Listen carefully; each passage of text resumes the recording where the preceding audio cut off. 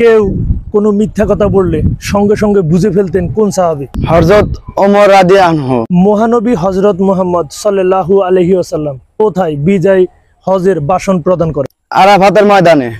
এবার বলো, বাংলায় মুসলিম রাজত্বের প্রতিষ্ঠা কে? ইখতিয়ার উদ্দিন মোহাম্মদ বখতিয়ার খলজি। জিনদের আদি পিতার নাম কি? সুমা।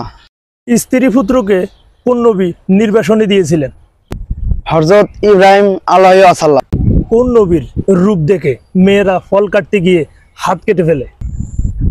হযরত ইউসুফ আলাইহিস সালাম। কোন দোয়া পাঠ করলে জান্নাতের 8টি দরজা খুলে যায়?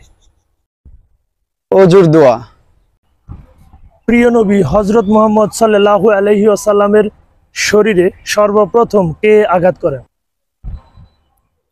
অভিশপ্ত আবু জেহেল। কোন নবী হযরত মুহাম্মদ সাল্লাল্লাহু আলাইহি ওয়াসাল্লামের উম্মত হয়ে দুনিয়াতে আসবেন? হযরত ঈসা আলাইহিস সালাম। ঈমানের শাখা কয়টি? 70-এর অধিক।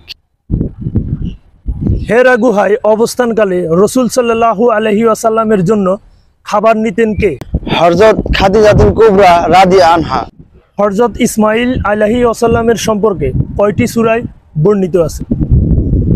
9টি। পবিত্র কোরআনে কোন নবীকে ধৈর্যশীল সন্তান বলা হয়েছে? হযরত ইসমাঈল আলাইহিস সালামকে। হযরত ইসমাঈল আলাইহি ওয়াসাল্লামের মায়ের নাম কি ছিল? মা হাজেরা। কোরআনের কয়টি সূরায় লূত আলাইহি ওয়াসাল্লামের সম্পর্কে বলা হয়েছে? 15টি। হযরত লূত আলাইহি ওয়াসাল্লামের জন্মভূমি কোথায়? বাবেল শহরে। সর্বপ্রথম কোরআন মাজিদ কোথায় ছাপা হয়? ইতালিতে। মসজিদে কুবায় জিয়ারত ও নামাজ পড়ার ফজিলত কি? একটি উমরা হজের সমান। মানুষের কোন অঙ্গ তাকে জাহান্নামে নিয়ে যাবে? জিহ্বা। মুনাফিকের জন্য কোন কোন নামাজ সবচেয়ে ভারী? ফজর ও এশা। তিন ব্যক্তির উপর থেকে পাপ পুণ্যের কলম তুলে নেওয়া হবে, তারা কারা? পাগল শিশু ও ঘুমন্ত ব্যক্তি। কোন সূরার 10টি আয়াত মুখস্থ করলে দাজ্জালের ফিতনা থেকে বাঁচা যায়? সূরা কাহাবের প্রথম বা শেষের 10টি আয়াত।